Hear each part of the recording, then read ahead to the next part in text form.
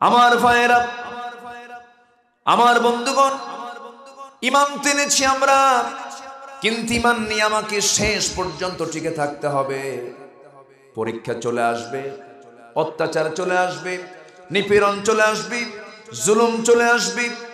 যেথায় যে অবস্থায় থাকি না কেন ঈমানকে লালন করতে হবে।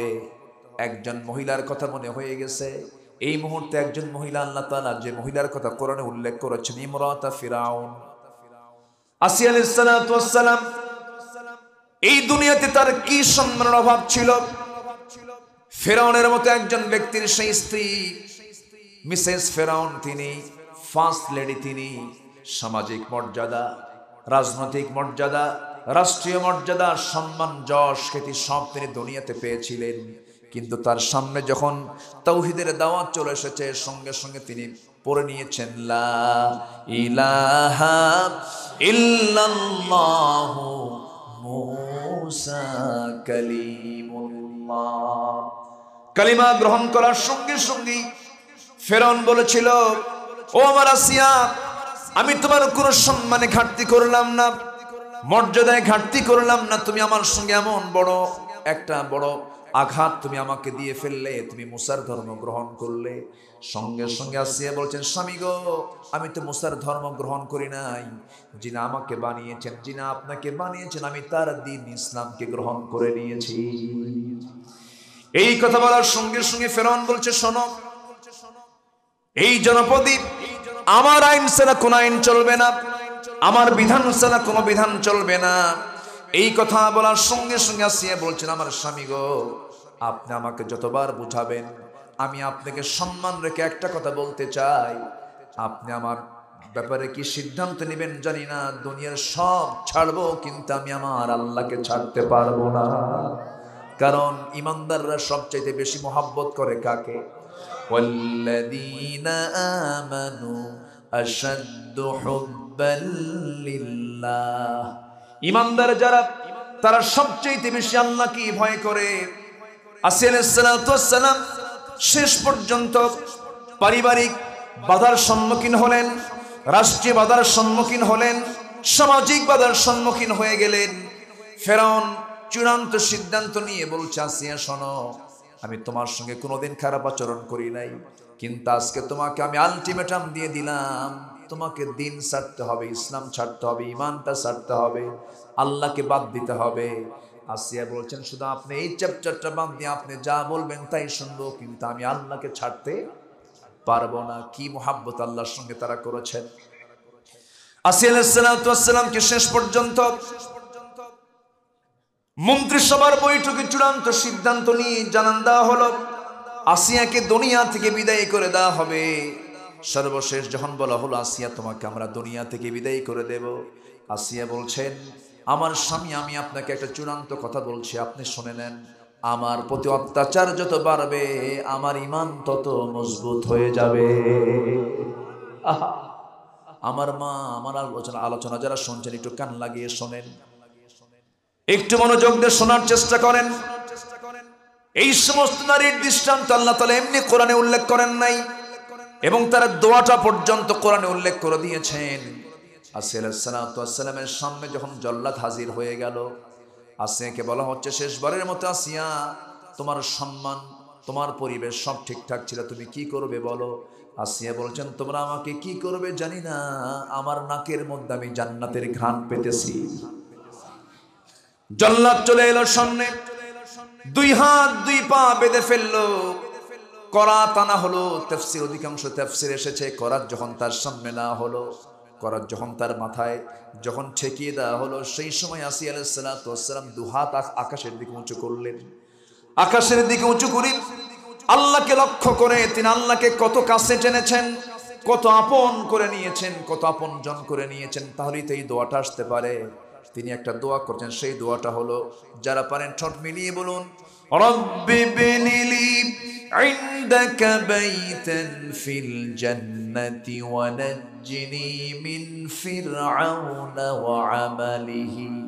আয় আল্লাহ তাআলা, তুমি আমার জন্য ইবনিলি ইনদাকা বাইতান ফিল জান্নাহ, তুমি আমার জন্য তোমার কাছে, তোমার সঙ্গে, তোমার ঘরের সাথে একটা ছোট্ট ঘর তুমি আমাকে বানায়া দাও, যেরকম সুবহানাল্লাহ।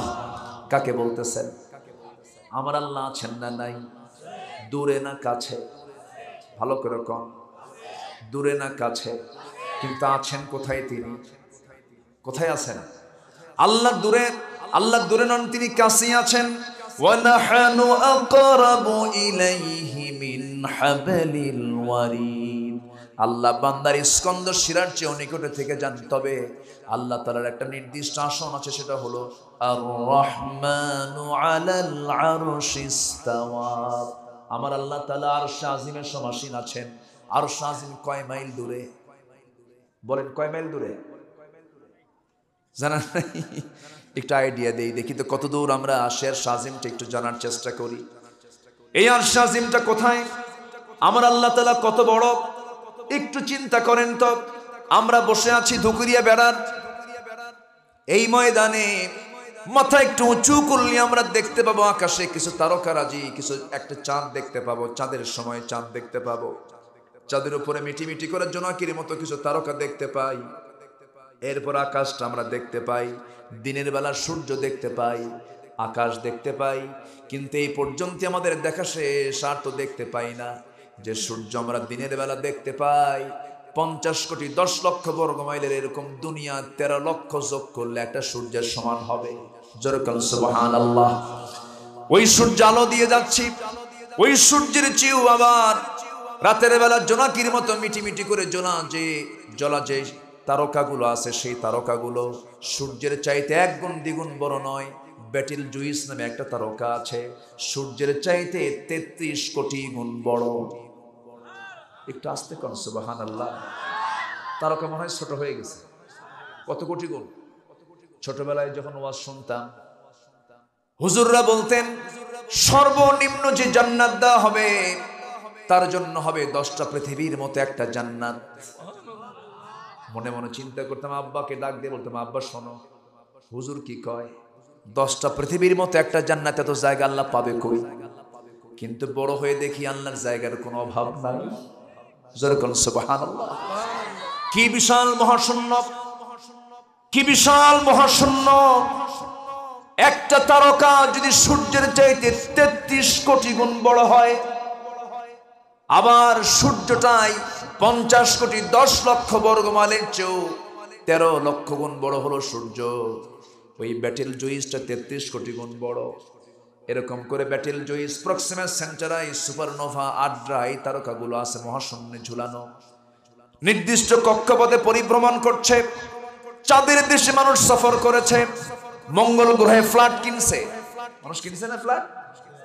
পজিশন কিনেছে।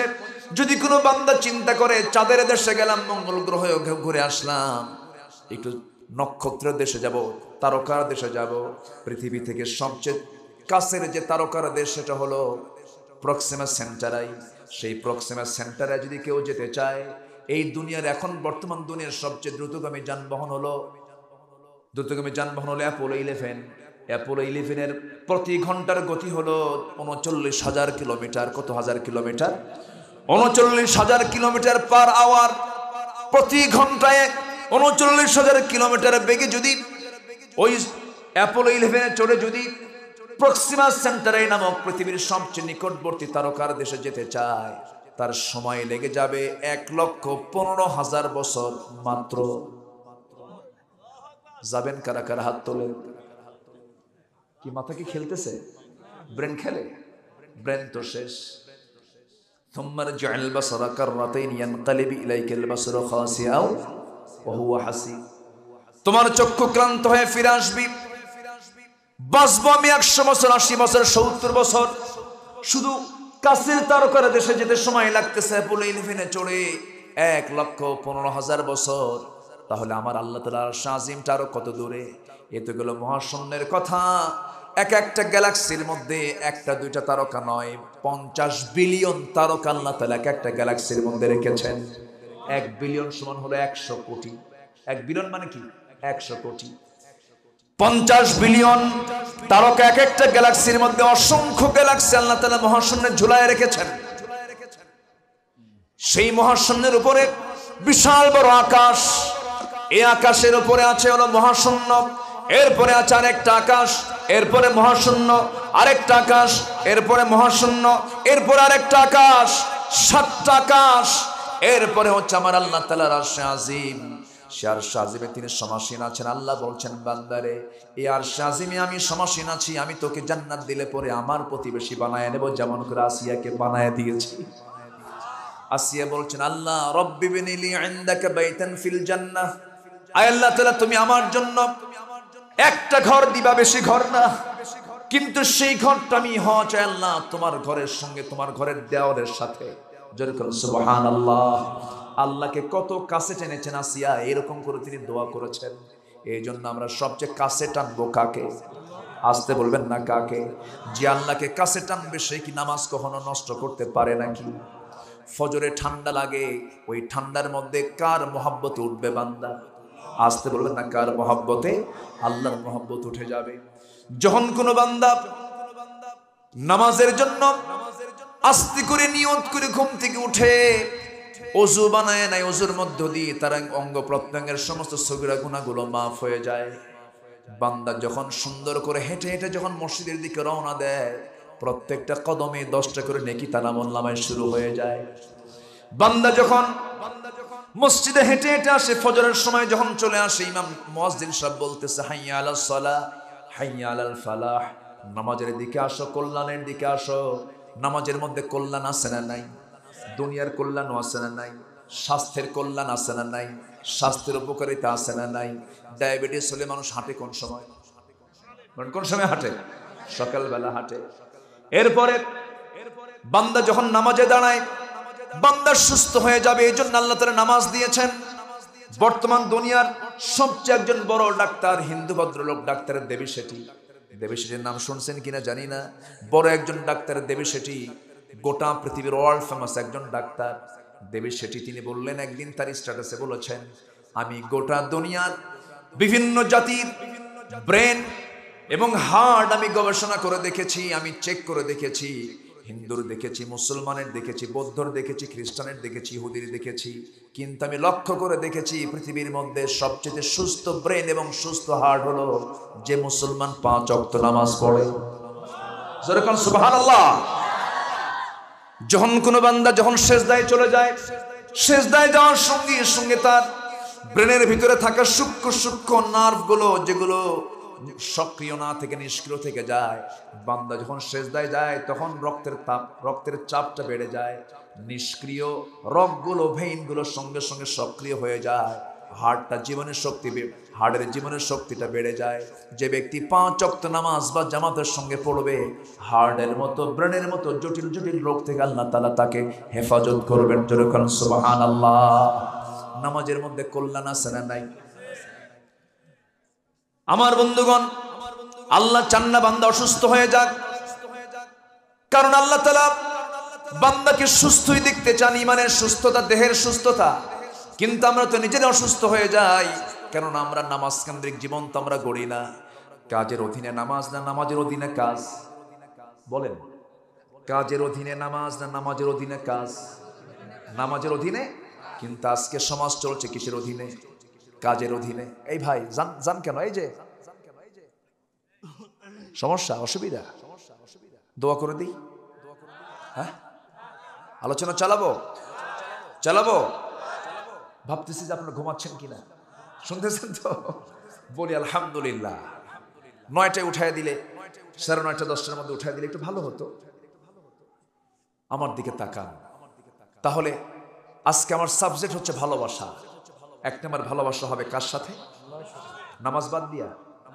সবাই কি নামাজ পড়তে রাজি আছেন? 5 ওয়াক্ত নামাজ পড়তে রাজি আছেন কারে? জোরে বলি ইয়া আল্লাহ। আরো জোরে বলি ইয়া আল্লাহ। আমাদেরকে 5 ওয়াক্ত সালাত আদায় করার তৌফিক তুমি আল্লাহ দিয়া দাও। জোরে বলি আমিন।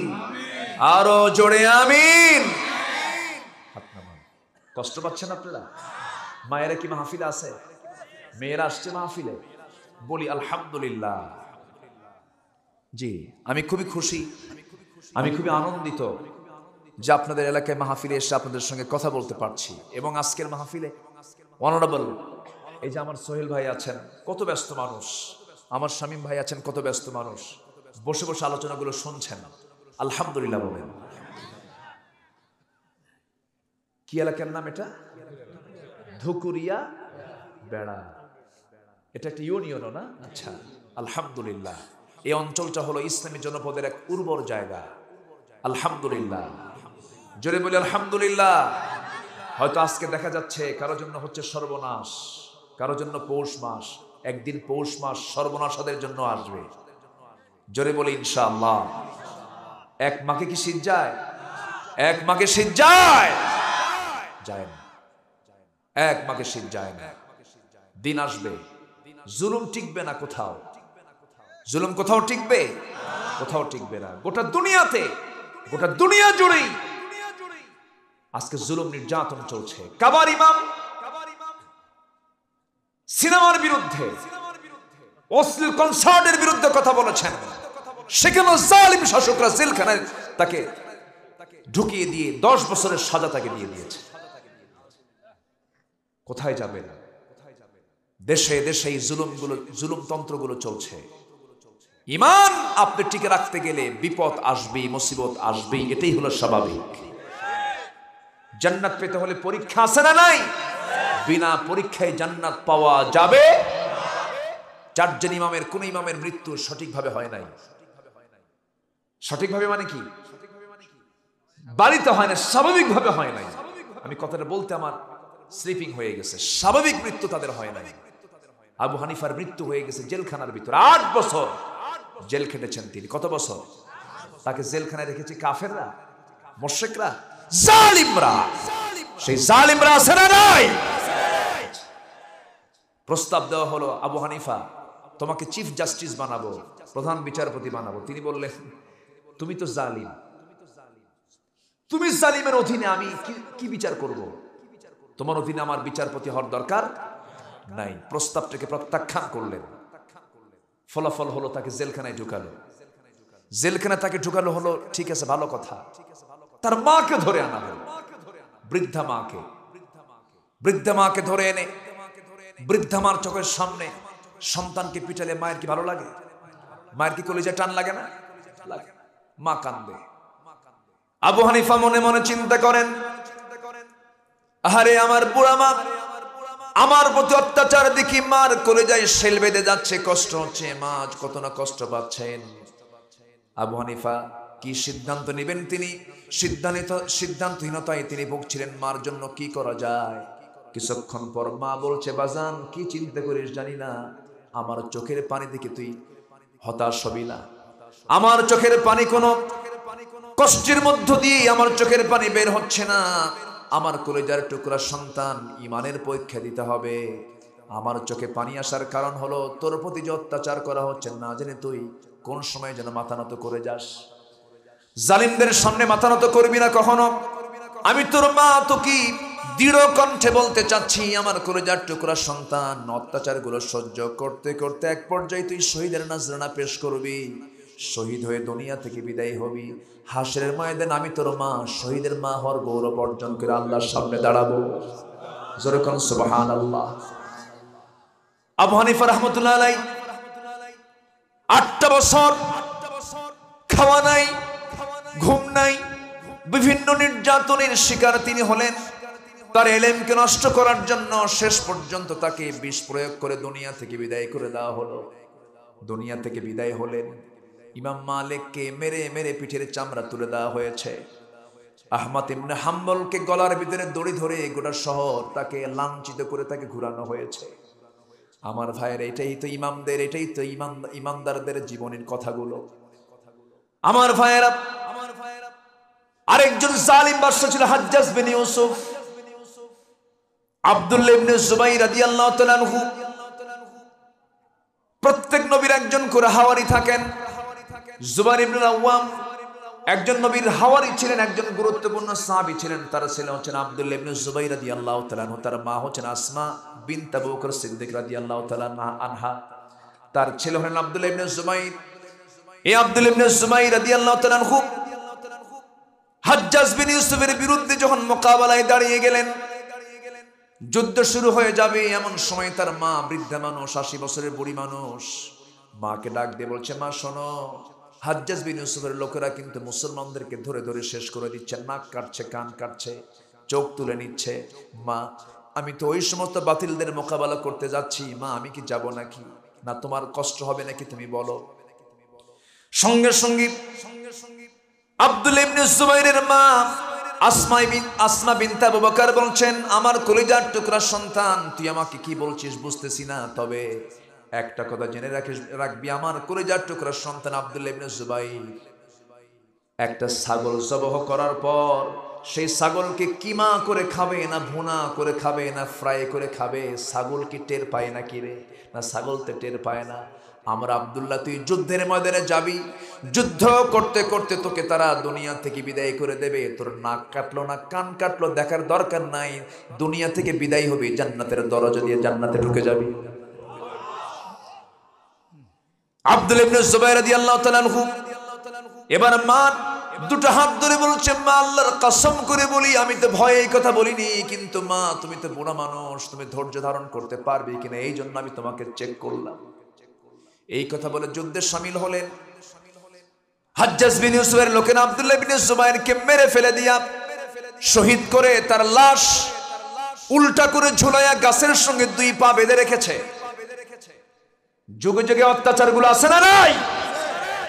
ঝুলাইয়া রেখেছে, ঝুলন্ত লাশ 3 দিন পর্যন্ত ঝুলন্ত অবস্থায় আছে, কেউ নামায় নাই। আসমা রাদিয়াল্লাহু তাআলা আনহা তিনি করলেন কি, তিনি তার সন্তানকে খোঁজার জন্য বের হয়ে আসলেন। বের হয়ে এসে দেখেন তার সন্তানকে ঝুলায় রেখেছে গাছের সাথে। মা সন্তানের চেহারার দিকে তাকায় বলছে, আহারে দিনের পথের মুজাহিদের ঘোড়া থেকে নামার সময় কিন্তু এখন, ঘোড়ার সময় নামার সময় কি এখনো হয় নাই। তার লাশটা নামানো হলো, সন্তানকে কলিজা ভরে দোয়া করলেন, বুকের সঙ্গে জড়িয়ে ধরে কপালে চুম্বন এঁকে দিয়ে এবার তিনি একটা হাদিস বর্ণনা করলেন। আসমা বিনতে আবু বকরের হাদিস বর্ণনা আছে না নাই? তিনি বললেন, প্রত্যেকটা যুগের জন্য একজন মিথ্যুক বাদশা থাকে। আমার রাসূল বলেছিলেন, বনু সাকিব গোত্রের একজন মিথ্যুক বাদশা আসবে। আসমা বিনতে আবু বকর বলেন, এই মিথ্যুক বাদশা অন্য কেউ নয়, তুই হাজ্জাজ বিন ইউসুফ। আল্লাহু আকবার বলেন। মা যেমন সাহসী, সন্তান তেমন সাহসী। ঈমানটা তখনই পাকাপোক্ত হবে যখন আমরা আল্লাহকে দূরে মনে করব না, কাছে মনে করব। কাছে টেনে নিতে হবে। আমরা আল্লাহকে 1 নম্বর মহব্বত করব, নাম্বার 2 হচ্ছে অন্য কেউ নন। আল্লাহ তাআলা দ্বিতীয় আয়াতে সুন্দর করে বলছেন, আমি কি আলোচনা চালিয়ে যাব? কোনো আপত্তি নাই তো? বলি ইনশাআল্লাহ। আল্লাহ তাআলা বলছেন, আহাব্বা ইলাইকুম মিনাল্লাহি ওয়া রাসূলিহি ওয়া জিহাদিন ফি সাবিলিহি ফাতারাব্বাসু হাত্তা ইয়াতিয়াল্লাহু বিআমরিহি ওয়াল্লাহু লা ইয়াহদিল কওমাল ফাসিকিন।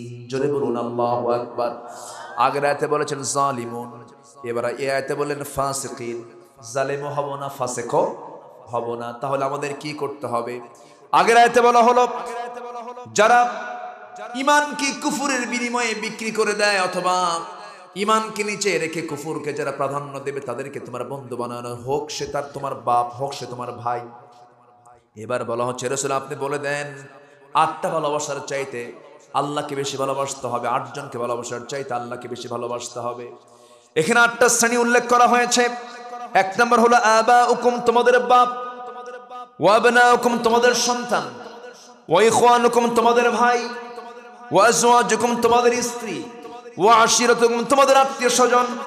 এরপরে বলা হচ্ছে ওয়ালুন ইকতারাফতুমুহা ওয়া তিজারাতুন তাখশাউনা কাসাদাহা। এরপরে বলা হচ্ছে তোমাদের মালামাল, তোমাদের ব্যবসার জিনিসপত্র এবং তোমাদের প্রিয় বাসস্থান। এই সমস্ত জিনিসের চাইতে যদি আল্লাহ, রাসূল এবং জিহাদকে যদি তোমাদের বেশি পছন্দ না হয়, জেনে রেখে দিও তোমরা ফাসিকের অন্তর্ভুক্ত হয়ে গেছো। কার কথা? আসতে বলবেন না, কার কথা? সবচেয়ে বেশি ভালোবাসবো আমরা কাকে? নাম্বার 2 হচ্ছে মুহাম্মদ সাল্লাল্লাহু আলাইহি ওয়াসাল্লামকে। এবং 3 নম্বর একটা আমলের কথা বলা হলো, ওয়া জিহাদিন ফি সাবিলিহি, এবং জিহাদ করতে হবে কার পথে? হ্যাঁ জোরে বলেন, কার পথে? আমাদের সমাজে কিছু লোক আছে সস্তা আমল করে জান্নাত পেতে চান। নামাজ পড়বো 5 ওয়াক্ত, রমজান মাসে রোজা রাখবো, টাকা আছে কিছু যাকাত দেব, মসজিদ একখান বানাবো, একটু হজে যাব, হজ থেকে ফিরে আসবো, আমাকে হাজি বলবে। এই তো বিশাল খেদমত করলাম, আল্লাহ আমারে জান্নাত না দিয়ে যাবে কোথায়? এরকম পাবলিক কিছু আছে না নাই? রসুল মার খায়া দেশ সারে, নবীরা পিটন খায়া পিঠের চামড়া তুলে ফেলে দেয়। ইউসুফ আলাইহিস সালামকে জেলখানায় থাকতে হয় জিনার মামলা খায়া। জাকারিয়া আলাইহিস সালামকে করাত দিয়ে চিরে জিনার অভিযুক্ত করে শহীদ করে দেওয়া হয়। সাহাবে কেরামকে দুনিয়া থেকে বিদায় করে দেওয়া হয়। আর হাজী সাহেব মনে করতেছেন নামাজ পড়বো 5 ওয়াক্ত, রমজান মাসে রোজা রাখবো, টাকা আছে হজ করবো, আল্লাহ আমারে জান্নাত নিয়ে দিয়ে যাবে কোথায়? এত সস্তা নয়। আল্লাহ বলছেন না রে না, তোর মালামাল তোর সম্পদ সবকিছুর চাইতে মুহাব্বত বেশি থাকতে হবে আল্লাহ রাসূল এবং জিহাদকে। কি বলেন কাকে? জিহাদকে। জিহাদের গুরুত্ব আছে না নাই? নামাজে মুনাফিক চেনা যায় না, রোজায় মুনাফিক চেনা যায় না, হজে মুনাফিক চেনা যায় না, তাহাজ্জুদে মুনাফিক চেনা যায় না। মুনাফিক চেনা যায় হলো জিহাদের ময়দানে।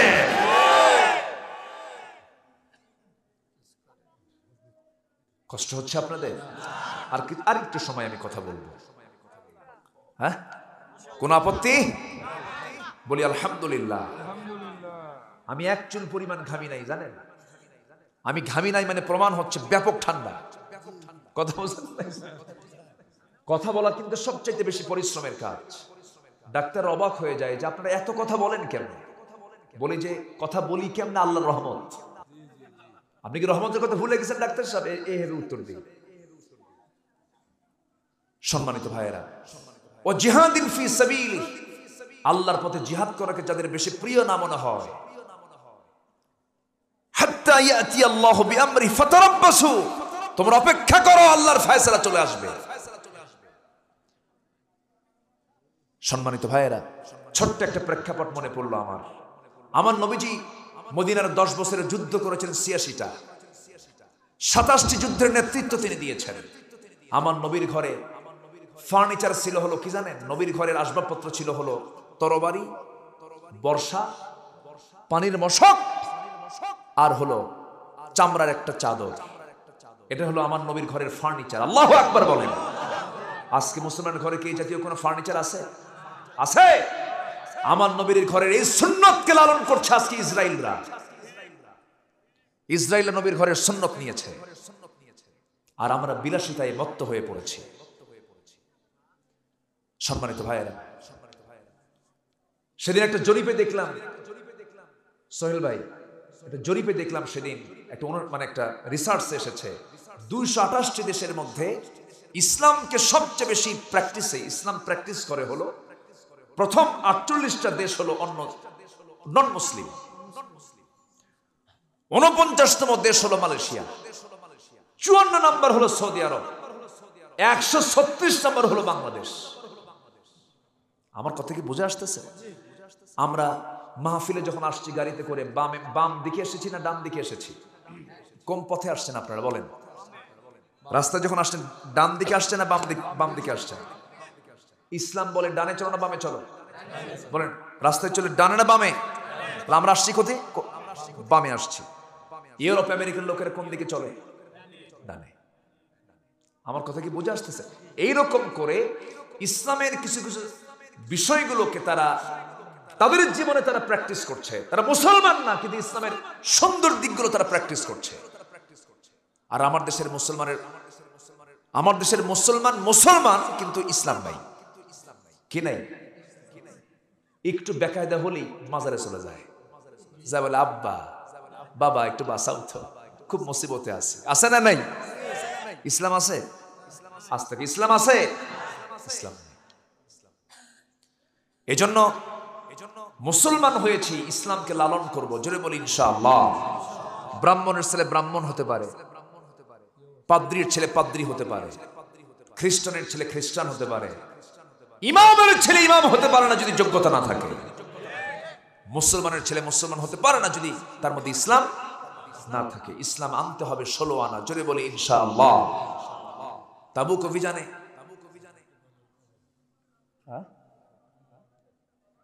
ছোট্ট একটা গজল বলবো আবার? এর মধ্যে আবার কেমন গজল বলবো? আচ্ছা ঠিক আছে, দেখি। আচ্ছা দেখা যাক, তাহলে দোয়া করে দিয়ে আসেন। হ্যাঁ, কেউ তো যাইও না, বাড়ি যাবেন না আপনারা, এখানে থাকবেন। এই কমিটি কই, ল্যাপটপের ব্যবস্থা করুন, আমি চলে যাই, সবাই থাকবে তো। খুব ভালো, বলি আলহামদুলিল্লাহ। তাবুক অভিযানে আমার নবীজি 10 বছরে 27টি যুদ্ধের নেতৃত্ব দিয়েছেন, 86টি যুদ্ধ পরিচালনা করেছেন। গড়ে 8টা থেকে 9টা যুদ্ধ তাকে বছরে করতে হয়েছে। রাসূলের দিন চলেছে হলো ঘোড়ার পিঠে, রাত গেছে হলো জায়নামাজে। আল্লাহু আকবার বলেন।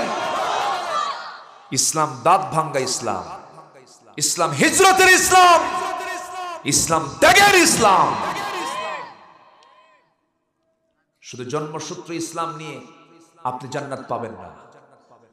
তাবুক অভিযানে রাসূল গেলেন, তাবুক অভিযান থেকে রাসূল ফিরে আসলেন 30,000 সৈন্য নিয়ে। সমরনায়ক মুহাম্মদ সাল্লাল্লাহু আলাইহি ওয়াসাল্লাম রোমানদের বিরুদ্ধে মোকাবেলায় দাঁড়িয়ে গেলেন। রোমানদের বিরুদ্ধে, রোমক শক্তির বিরুদ্ধে মোকাবেলায় তিনি দাঁড়িয়ে গেলেন। যুদ্ধ হলো না, বিনা যুদ্ধে রাসূল চলে আসলেন মদিনায়। মদিনার মসজিদে বসা অবস্থায় এক সাহাবী, অনেক লম্বা হাদিস, এক সাহাবী এসে হাঁটু গেড়ে দিয়ে রাসূলের সামনে বসে সালাম দিয়ে বলছেন, হুজুর আমি কাব বিন মালিক, আমি আপনার কাছে মাফ চাইতে আসছি। কেন, কি করছো তুমি? হুজুর আমি না তাবুকে যাই নাই, যুদ্ধে যাই নাই আমি। তুমি কেন যাও নাই? হুজুর আমি যেতে পারতাম, কিন্তু গড়িমসি করেছি, অবহেলা করেছি, মনে করলাম যাবো, কিন্তু যাওয়া হলো না। হুজুর আমার ভুল হয়ে গেছে, আপনি আমারে মাফ করে দেন। রাসূল একটু মুস্কি হাসি মেরে বলেন, এই কাব, আর কে কে যাও নাই বলো। মানে এমন কথা কইছে, এখন রাসূল আরো ঘেটে ঘেটে বের করতেছে, কে কে যাও নাই? হুজুর হেলাল বিন উমাইয়া যায় নাই। আর কে যায় নাই? মুরারা বিন রাবিয়া যায় নাই। আর কে? হুজুর আমার জানা নেই। তাই আচ্ছা ঠিক আছে কাব, তুমি এখন যেতে পারো। আমার নবীর চেহারা ফ্যাকাশে হয়ে গেল। হাস্যজল চেহারা কি হয়েছে? ফ্যাকাশে হয়ে গেছে। নবীর চেহারায় কোনো হাসি নাই।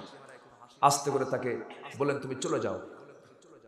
মসজিদ থেকে বের হওয়ার সঙ্গে সঙ্গে রাসূল প্রজ্ঞাপন জারি করলেন, মদিনার সকল মুসলমানকে আমি জানান দিচ্ছি, কোন মুসলমান কাব বিন মালিক, হেলাল বিন উমাইয়া, মুরারা বিন রাবিয়া, এই তিনজনের সঙ্গে কোনো প্রকার কথা বার্তা, সালাম কালাম, লেন দেন কোনো কিছু করতে পারবা না। সবগুলোকে সতর্ক করে দিলেন। এই বক্তব্য যখন এই 3 সাহাবীর কানে গেছে, বলেন কি হতে পারে? কাব বিন মালিকের মতো দামি সাহাবী, যার জীবনে কোনো গুনাহ হয় নাই, বড় ধরনের কোনো গুনাহ তার জীবনে সংঘটিত হয় নাই। কাব বিন মালিক খুব দামি একজন সাহাবী ছিলেন। তার কানে যখন বয়কটের কথা যখন তার কানে চলে আসলো, আকাশ যেন ভেঙে পড়ার মতো হয়ে গেল। চলে গেলেন সোজা নিজের বাড়ির দরজার দিকে চলে গেলেন। দরজায় গিয়ে কড়া নাড়ছেন স্ত্রী, দরজাটা খুলো, বড় বিপদ হয়ে গেছে। দরজার কাছে সেই স্ত্রী বলছেন, স্বামী গো আপনার ঘর, আপনার দরজা খুলবো না কেন? অবশ্যই খুলবো, কিন্তু সংবাদ তো আমার কানেও আসছে। কোনো কথা নাই, দরজা খুলবো ঠিক, কিন্তু সামনের দরজা খুলে দিয়ে আপনাকে ঘরের মধ্যে ঢুকায় দিয়া পিছনের দরজা দিয়ে আমি ঘর থেকে বের হব, কারণ রাসূল যাকে বয়কট করেছেন আমিও তাকে বয়কট করতে বাধ্য হচ্ছি। আমার ভাইয়েরা, সকল সম্পর্ক হচ্ছে কার সাথে? সকল সম্পর্ক আল্লাহর সাথে, নবীর সাথে জড়িত। দরজার খুলতে মানা করলেন না, স্ত্রী দরজা খোলার দরকার নাই। নিজের বাড়িতে ঢুকতে পারলেন না। নিজের বাড়ির দরজার সামনে থেকে ঘুরে এসে আবার তিনি ব্যাক করে যাচ্ছিলেন। এমন সময় ছোট্ট 2টা বাচ্চা, 9 বছর 11 বছর বয়সের বাচ্চা, ছোট্ট 2টা বাচ্চাকে ডাক দিয়ে বলছে, আমার কলিজার টুকরা সন্তান রে, দিকে আদর করি। সন্তান 2টা বলতেছেন, না না যাব না, রাসূল তোমাকে বয়কট করেছেন, তোমার সঙ্গে আমরা কথা বলবো না। আল্লাহু আকবার বলেন।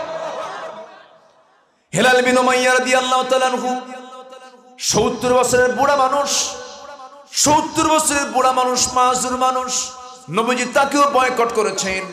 হেলাল বিন উমাইয়ার কানে যখন সংবাদটা চলে গেছে, সঙ্গে সঙ্গে করলেন কি, ঘরের ভিতরে থাকা একটা শক্ত দড়ি হাতের মধ্যে নিয়ে, বুড়া মানুষ, চামড়াগুলো কুচকে কুচকে গেছে, বুড়া মানুষ, নবীর চাইতে বয়সে বড়, 70 বছর বয়স, চলে গেছেন মদিনার মসজিদের সামনে গিয়া খুঁটির সাথে দড়িটা বেঁধে ফেলে নিজের 2 হাত নিজের হাতে স্বেচ্ছায় বেঁধে ফেলে বলছেন, হেলাল রে, তোর মতো বড় আসামি দুনিয়াতে আর নাই।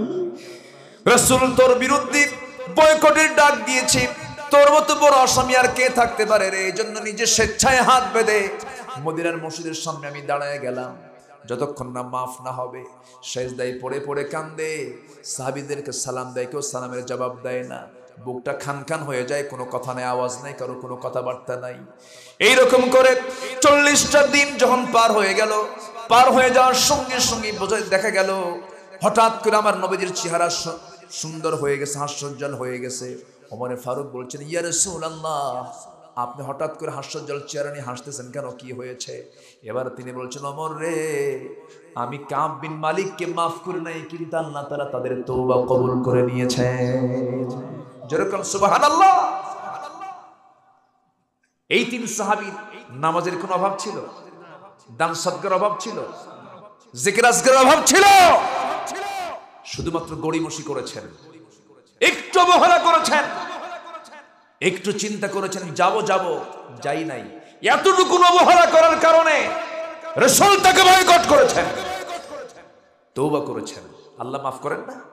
তওবা করেছেন, সেজদা দিয়েছেন, আল্লাহ আর ভুল হবে না, আল্লাহ মাফ করে দাও। ওয়া আলা সালাসাতিল্লাযিনা খুল্লিফু, ওই 3 ব্যক্তি যারা পিছে পড়েছিল, যারা যায় নাই, হে রাসূল আমি তাদের তওবার অনুশোচনাটা বুঝেছি, ওদের যে ভুল হয়েছিল সেই ভুলের জন্য তারা ক্ষমা চেয়েছে, আমি আল্লাহ তাদেরকে ক্ষমা করে দিলাম।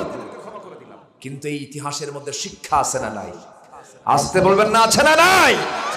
ওয়া জিহাদিন ফি সাবিলিহ, যারা আল্লাহ রাস্তায় জিহাদকে বেশি প্রাধান্য দেয় না, ওই বাবা ভাই সন্তানাদি পরিবার পরিজন বাসস্থান ও মাসাকিন তারদাউনাহা, ব্যবসার মালামাল, এগুলোর চাইতে যারা জিহাদকে প্রাধান্য দেয় না, আল্লাহকে প্রাধান্য দেয় না, রাসূলকে প্রাধান্য দেয় না, অপেক্ষা করো, আল্লাহর ফয়সালা আসবে তোমাদের উপরে।